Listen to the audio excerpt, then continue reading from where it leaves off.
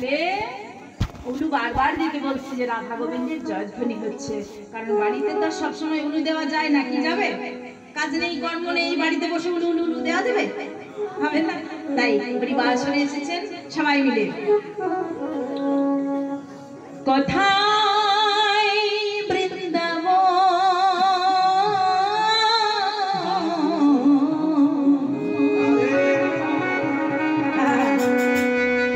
বলো শ্যামে কুণ্ড রাধা কুণ্ড, গিরি গোবর্ধন,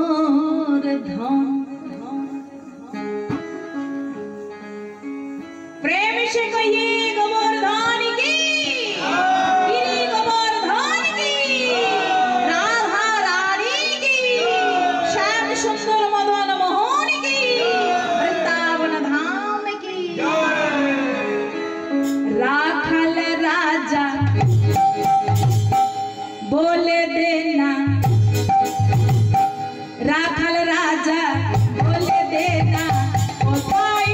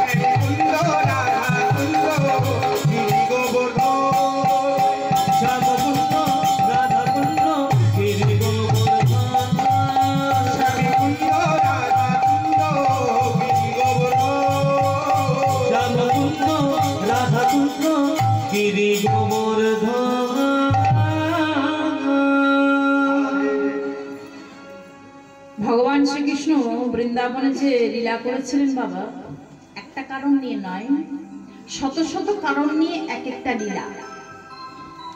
গীতায় বলছেন, পরিত্রাণায় সাধুনাং বিনাশায় চ দুষ্কৃতাং ধর্ম সংস্থাপনার্থায় সম্ভবামি যুগে যুগে। ভক্তদের রক্ষা করবার জন্য, দুষ্টকে দমন করবার জন্য, ধর্মকে স্থাপন করবার জন্য ভগবান আসেন বারে বারে। আজকে ভগবান যে লীলা করেছিলেন, এত কারণ তো আর বাবা আলোচনা করা সম্ভব নয়, তাই কয়েকটা বিষয় নিয়ে আলোচনা করব। আজকের আলোচনার বিষয় হলো ভগবান শ্রীকৃষ্ণ এই যে বলছে দুর্জয় মান, এই দুর্জয় মানটা করেছিল কেন? এটার একটা কারণ আছে।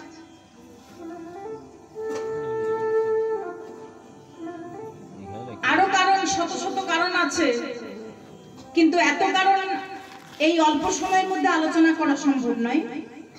তাহলে প্রথম কারণ হচ্ছে, আমরা প্রত্যেকে ভগবান কৃষ্ণের রূপ দর্শন করেছি। মায়েরা জয় জয় রাধে।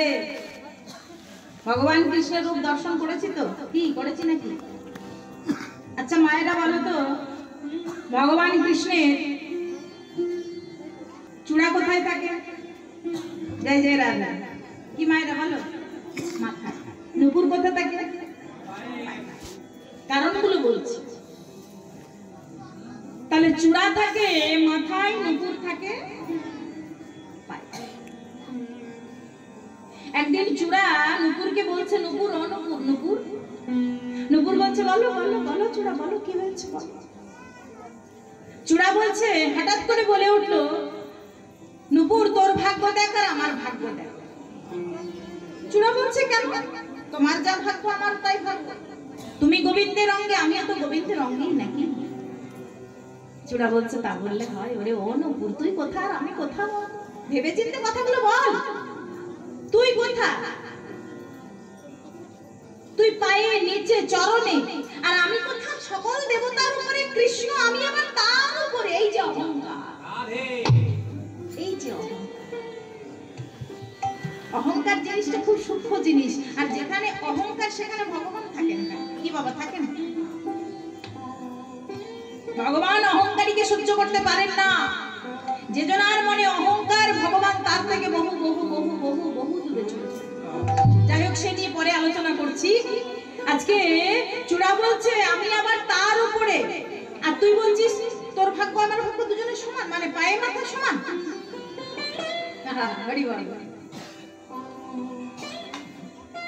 নুপুর তখন বলছে, ও চূড়া, তুমি ওপরে আছো, ভালো আছো, থাকো না, তুমি আমাকে কেন ডিস্টার্ব করছো?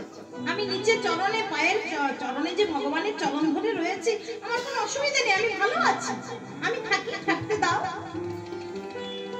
চূড়া বলছে, তুই থাক না, তুই নিজেই থাক, তোকে আমি ডিস্টার্ব করছি না, কিন্তু আমি বলছি তোকে জায়গাটা বুঝিয়ে দিচ্ছি যে তোর জায়গাটা দেখ, আমার জায়গাটা দেখ।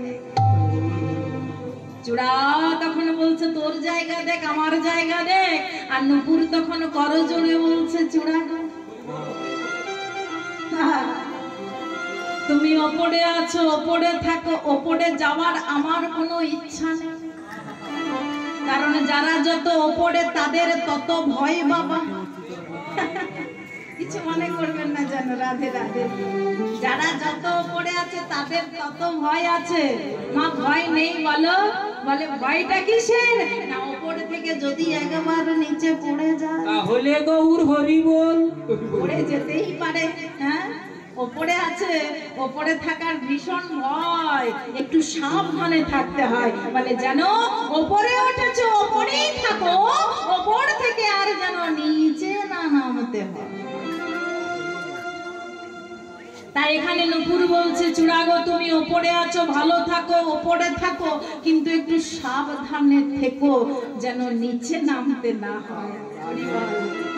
আর আমি নিচে আছি, ভালো আছি, গোবিন্দের চরণ ধরে আছি, তুমি আমাকে আশীর্বাদ করো, আমি যেন জন্ম জন্মান্তরে ওই চরণে ধরে থাকতে পারি, চরণ ধরে থাকিতে পারি, চরণ ধরে থাকতে পারি, ওই চরণ ধরে থাকতে পারি। আমি চরণ ছাড়া রইতে নারী, চরণ ধরে থাকিতে পারি। আহা।